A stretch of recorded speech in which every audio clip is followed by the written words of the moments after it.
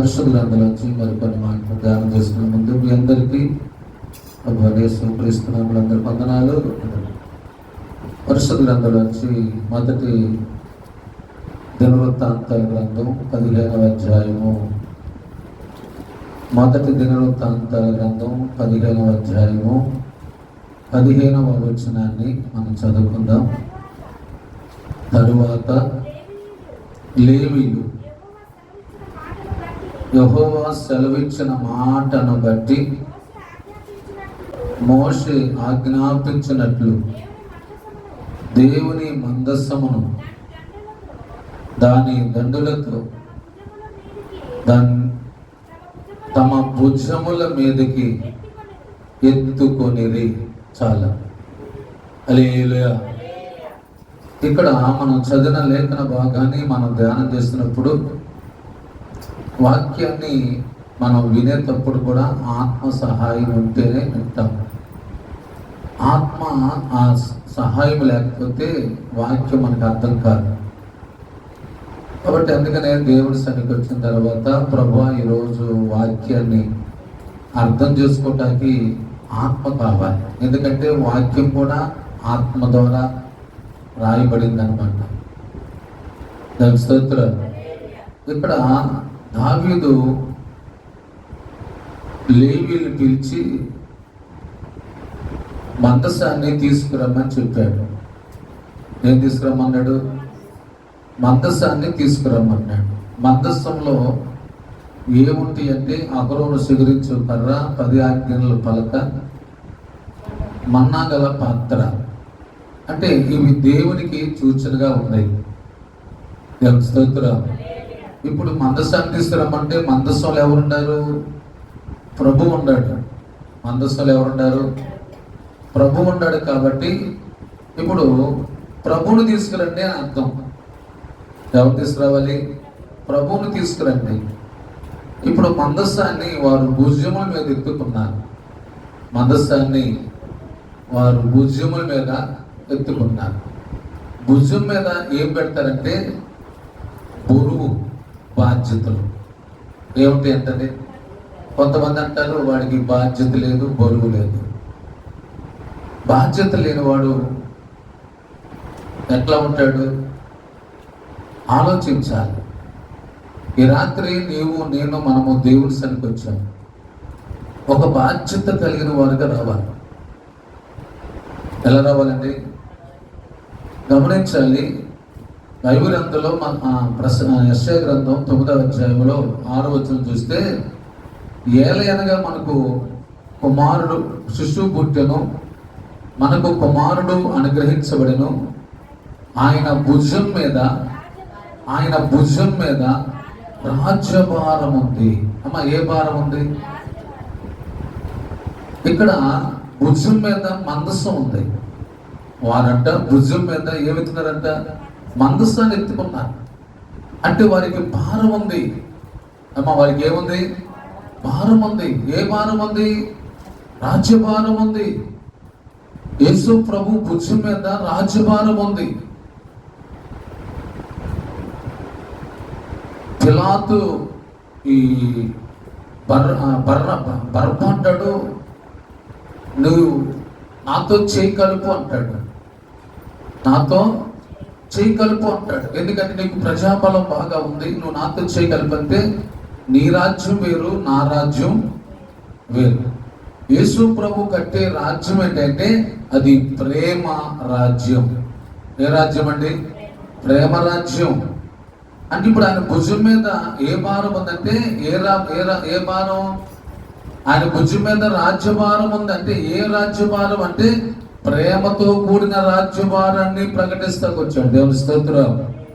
గట్టి చెప్పగలరా? ఈరోజు ఆలోచించి అర్థం చేసుకోగలిగితే, అందుకని ఆయన భుజం మీద రాజ్యభారం ఉంది కాబట్టి ఆయన సిలువను భుజం మీద పెట్టుకొని మోస్తున్నాడు. దేవుని స్తోత్రం. సిలువ మీద, ఆయన భుజం మీద ఏముంది? అమ్మ, ఆయన భుజం మీద ఏముంది? సిలువ. ఎందుకు సిలువ అంటే ఆయనలో ప్రేమ ఉంది. మనుషులందరూ పాపములను ఆయన మోస్తున్నాడు. అంటే ఎవరైతే ప్రేమ కలిగి ఉంటారో, ఎవరైతే ప్రేమతో నింపబడతారో వారు సిలువను మోస్తున్నారంట అర్థం. వారు దేవుని రాజ్యాన్ని స్థాపిస్తున్నారు. దేవుని స్తోత్రం. ఒక రాజ్యాన్ని స్థాపించాలంటే ప్రేమతో స్థాపించాలి. దేవునితో స్థాపించాలి. కుటుంబాన్ని కట్టుకోవాలంటే కోపంతో, చిరాకుతో, అరుచుకుంటా కేకలిస్తే కుటుంబం కట్టబడదండి. ఒక వ్యక్తి మార్పు లేడు, అరే నువ్వు ఎప్పుడు మారుతావురా, నువ్వు ఎప్పుడు మారుతావు అని చెప్పి రకరకాలుగా మాటలు మాట్లాడితే వాడు బాగుపడ్డాడు. ఆ వ్యక్తితో ప్రేమతో మాట్లాడాలి. దేవుని స్తోత్రం. ఎలా మాట్లాడండి? కొంతమంది మాట్లాడతారు, తిట్టేసేస్తుంటారు, గాయపరిచేస్తుంటారు. కానీ ప్రేమ ఉండాలి. ప్రేమతో కుటుంబాన్ని కట్టుకోవచ్చు. దేవునితో కట్టుకోవచ్చు అంటే మనం ఇక్కడికి వచ్చాం, పాటలు పాడతాం, చక్కగా వాక్యం వింటాం, ఇంటికి వెళ్ళాక ఇక నీ ఎంత చూస్తుంటే నీకంటే ప్రార్థన రానులే బెటర్ అంటుంది. హల్లెలూయా. ఇక మన నోట్లోంచి వచ్చే మాటలు ఎటువంటి అంటే అది బయటలో కూడా రావన్నమాట.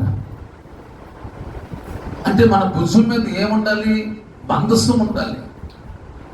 మోసే వ్యక్తి ఏం మోస్తున్నాడంటే దేవుని మోస్తున్నాడు. దేవుని మోసే వ్యక్తి ప్రేమను మోస్తున్నాడన్న సంగతి అర్థం చేసుకోవాలి. దేవుని స్తోత్రం. యేసు ప్రభువు ఆ సిలువను ఎట్లా మోస్తున్నాడు? ప్రేమ ఉన్నవాడు ఏదైనా మోస్తాడు. ప్రేమ ఉన్నవాడు ఏ రకంగా ఉంటాడో యేసు ప్రభుని కనుక మనం చూస్తే ఆయన సిలువను మోస్తున్నాడంటే ఆయన మనందరి పాపాలు మోస్తున్నాడు. ఎందుకు మోస్తున్నాడంటే ఆయనలో ప్రేమ ఉంది. ఆయనలో ఏముందండి? అది రాత్రి మన జీవితాల్లో ప్రేమ ఉండాలి. ప్రేమ లేకోకుండా నువ్వేది చేయలేవు, నేను కూడా ఏది చేయలేవు. రోమిలు రాసిన పత్రికలు అనుకుంటా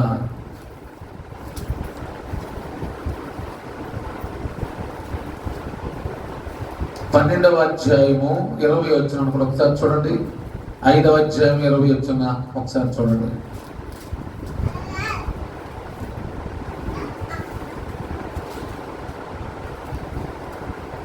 ప్రేమ చేత కీడును జయించొచ్చని దాని పైన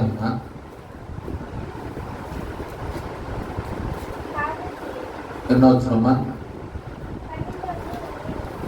12వ అధ్యాయము 20 వచ్చిన. కాబట్టి మీ శత్రువు ఆకలి కొని ఉంటే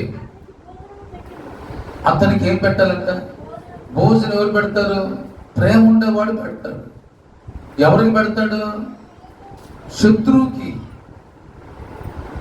అమ్మా ఎవరికంట? శత్రువుకంట భోజనం పెట్టాలి. ఎవరు పెడతాడు శత్రువుకి భోజనం? మంచిని ఇస్తావా?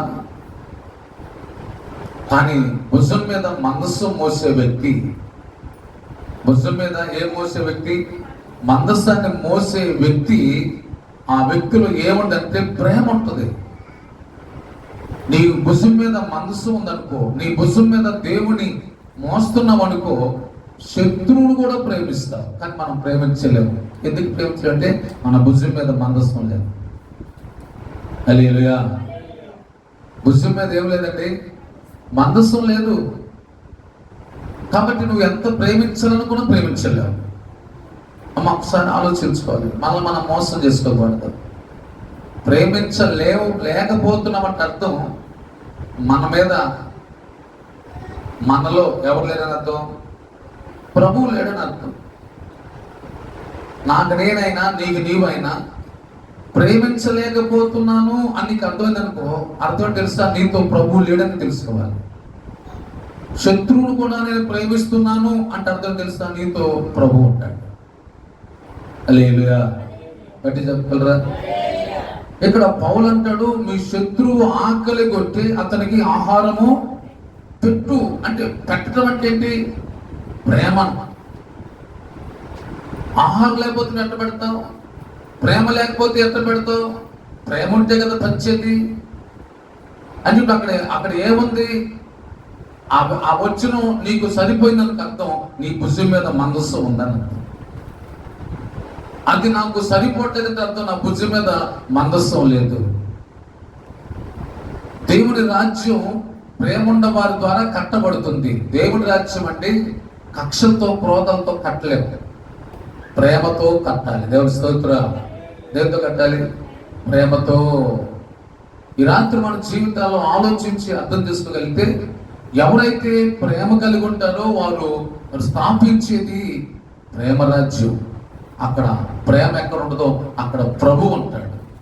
ప్రేమ లేని చోట ప్రభు ఉంటాడు. బెల్లం ఉంటే ఏకలు వస్తాయి, బెల్లం ఉంటే చేపలు వస్తాయి. ప్రభు అంటాడు, ప్రేమ లేని చోట నేను రానయ్యా. చాలా మంది తిను అంటారంట. ప్రేమ కలిగిన చోట అంట ఆకుకూరలతోనైనా అది సంతోషం ఉంటుంది. అంటే నువ్వు ఏది చేస్తున్నావు కాదు, ప్రేమతో ఏదైనా చెయ్యాలి. దేంతో? నువ్వు ఏది పెట్టినా ప్రేమతో ఏది పెట్టినా సరే అక్కడ ప్రభు ఉంటాడు. అక్కడ ఎవరుంటారు? ప్రభు ఉంటాడు. ఈ రాత్రి మన జీవితంలో ఆలోచించగలిగితే మందసాన్ని మోసురమ్మంటున్నాడు. ఈ రాత్రి దేవుడు నీతో మాట్లాడుతున్నాడు. తెలుసా, నీవు కూడా మందసాన్ని మోసే వ్యక్తిగా ఉండాలి. మందసాన్ని మోయటువంటి ఏంటి? ప్రేమను మోసుకెళ్ళే వ్యక్తిగా ఉండాలి. హల్లెలూయా. ప్రేమను మోసుకెళ్ళాలి. ప్రేమలను మోసుకెళ్ళిపోతే ఇంకేం మోసుకెళ్తావు? అసూయ మోసుకెళ్తావు, ద్వేషం మోసుకెళ్తావు, ఈర్ష్య మోసుకెళ్తావు, కక్షలు మోసుకెళ్తావు. ఇక ఒకళ్ళు మోసుకొస్తారు. ఇక వచ్చారంటే, ఇక కూర్చున్నారంటే, ఇక మొదలు పెడితే అసలు ఎంత చెబుతారో తెలియదు. వారు మోసుకొచ్చేది ఏం తెలుసా? అసూయ, ద్వేషం, పగ, ఈర్ష్య, కక్షలు, క్రోధాలు, కలహాలు, మత్తతులు, విమతలు ఇవన్నీ మోసుకొస్తారు. నువ్వేం మోసుకొస్తున్నావు? అందుకని ఇలాంటి మోసుకొచ్చేవాడంట కలహ ప్రియుడు అంట. ఎవరంటే వాడు? కలహ ప్రియుడు. తోలి వేసిన ఇలా కలహాలు మాకి అంట. ప్రేమను మోసుకొచ్చేవాడిని తెచ్చుకుంటే ప్రేమను మోసుకొస్తాడు. ఈరోజు నువ్వేం మోసుకెళ్తున్నావు ఎక్కడికైనా సరే ఒకసారి ఆలోచించాలి.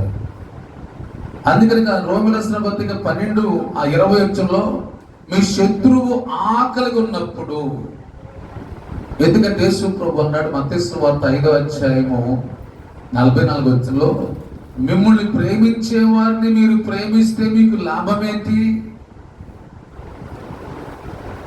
మిమ్మల్ని ప్రేమించే వారిని మీరు ప్రేమిస్తే మీకు లాభమేంటి? ఆ మాట చదువు. 5:46 మీరు మిమ్మల్ని ప్రేమించే వారిని ప్రేమించిన యెడల మీకేమి లాభం కలుగుతుంది? మిమ్మల్ని ప్రేమించేవారు కాదు, మిమ్మల్ని ప్రేమించిన వారిని ప్రేమించండి. దేవుని స్తోత్రం. మిమ్మల్ని ప్రేమించిన వారిని ప్రేమించాలంటే భుజం మీద మనస్సు ఉండాలి. నీ భుజం మీద రాజ్యభారం కట్టాలి, ప్రేమ రాజ్యాన్ని స్థాపించాలి. నీ ద్వారా ప్రేమను పంచాలి. పంచడం ఎప్పుడు? మన మీద భుజం మీద మందస్సము, భుజం మీద దేవుడు ఉంటే, నీలో ప్రేమ ఉంటే పంచుతాం. ఎవరు పంచుతాం? నిన్ను ద్వేషించే వారిని కూడా ప్రేమిస్తాం. హల్లెలూయా. ఈరోజు మన జీవితంలో మందస్సాన్ని మోసుకురామని చెబుతున్నాను. వారు భుజం మీద పెట్టుకున్నారు మందస్సాన్ని, ప్రేమను మోస్తున్నారు. అమ్మా, ఈరోజు దేవుడిని మోస్తున్నామంటే అర్థం తెలుసా? నువ్వు ప్రేమను పంచుకుంటూ వెళ్తావు. నువ్వు ఎక్కడికి వెళ్ళినా సరే నువ్వు పలకరించే ఆ పలకరింపు ఎంతో మందికి ఆదరణ కలగాలి. నీ పలకరించే పలకరింపు ఎందరికో గుండెల్లో ధైర్యాన్ని పుట్టించాలి. నువ్వు పలకరించే ఆ ప్రేమ పలకరింపు అనేక మంది హృదయాల్లో సంతోషాన్ని కలిగించాలి. దేవుని స్తోత్రం. అందుకని యేసు ప్రభువు కూడా ఆయన భుజం మీద ఏముందంటే రాజ్యభారము. అందుకని ఆయన ఎక్కడికి వెళ్ళినా సరే ఆయన ప్రేమించటమే ఆయనకు తెలుసు, ద్వేషించడం ఆయనకి తెలీదు. ఎందుకు తెలియదంటే ఆయన ద్వేషిస్తాకు రాలా, ప్రేమను పంచడానికి వచ్చాడు. హల్లెలూయా. ఏ పంచడానికి వచ్చాడమ్మా? మనము కూడా యేసు ప్రభు దగ్గరికి వచ్చిన తర్వాత మనము కూడా ఆయన ఏం పంచాడో మనము కూడా అదే పంచితే మనము ఆయన మోసుకెళ్తున్నాం. ఆయన ఏం పంచాడో మనము అదే పంచాలి. అప్పుడు మనము ఆయనకు పిల్లలుగా మార్చబడతాం. హల్లెలూయా. ఒక మాట చెప్పి ముగిస్తాను. మత్తయి సువార్త 14వ అధ్యాయము 19వ వచనం చూడండి. మత్తయి సువార్త 14వ అధ్యాయము 19వ వచనం. పచ్చిక మీద కూర్చుండడని జనులకు ఆజ్ఞాపించి ఆ 5 రొట్టెలు 2 చేపలు పట్టుకొని ఆకాశము వైపు కనులెత్తి ఆశీర్వదించి ఆ రొట్టెలు విరిచి శిష్యులకు ఇచ్చారు. శిష్యులు జనులకు వడ్డించిరి. వారందరూ తిని తృప్తి పొందిన తర్వాత మిగిలిన ముక్కలు 12 గంపల నిండా ఎత్తిరి. దేవుని స్తోత్రం. ఇక్కడ గమనించాలి, ఆయన పంచుతున్నాడు, రొట్టెలు విరిచి పంచుతున్నాడండి. దేవుని స్తోత్రం. గమనించాలి, వాస్తవం అంటే మనం చూపించే ప్రేమ 2 రకాలు ఉంటుంది. ఎన్ని రకాలు ఉంటుంది? ఒకటి మనుషుని ప్రేమ, రెండవది దేవుని ప్రేమ. మనుషుని ప్రేమ పంచడం అంటే ఒక్కరికి ఇద్దరికి పంచుతాం, అది టెంపరీ. హల్లెలూయా. మామూలుగా మనం మనుషులు కదా, ఏమ్మా బాగుండవా అంటాం, అంతవరకే, కడుపు నిండదు. ఏముండదు, బాగుంటామని అంటాం. ఇక ఆమె బాధలు చెప్పింది అనుకో, అనవసరంగా పలకరించాను, అనవసరంగా పలకరించాను. ఆమె పలకరించడం వలన నేనేదో పెట్టాల్సి వచ్చింది. అంటే మనుషుల యొక్క ప్రేమ ఎలా ఉందో ఒకసారి చూడాలి. కానీ దేవుని ప్రేమ ఎలా ఉందంటే వారి కడుపులు నింపుతుంది. దేవుని స్తోత్రం. వారి కడుపులు నింపే మాటలు కావాలా, పై మాటలు కావాలా? యేసు ప్రభు అండి ఓన్లీ పురుషుల వరకే అరణ్యంలో, పిల్లలు స్త్రీలు లెక్కేలా పురుషులే 5,000 మంది అన్నారు. అంటే సమూహం మొత్తం లెక్కేస్తే సుమారు 20,000 మంది అన్నారు. వారందరిని పచ్చిక మీద కూర్చోమని చెప్తే ఆ 5 రొట్టెలు చిన్న చేపలు ఒక చిన్న పిల్లవాడు తీసుకొచ్చి శిష్యులకి ఇచ్చాడు. వాటిని ఆకాశం వైపు ఎత్తి కృతజ్ఞతాస్తుతులు చెల్లించి వాటిని విరిచి శిష్యులకి ఇచ్చి పంచమన్నాడు. శిష్యులకి ఇచ్చి పంచమంటేనండి వారు పంచుతూ ఉన్నారు. దేవుని స్తోత్రం. ఏం చేస్తున్నారంట? ఏం పంచుతున్నారు? దేవుని ప్రేమను పంచుతూ ఉన్నారు. దేవుని స్తోత్రం.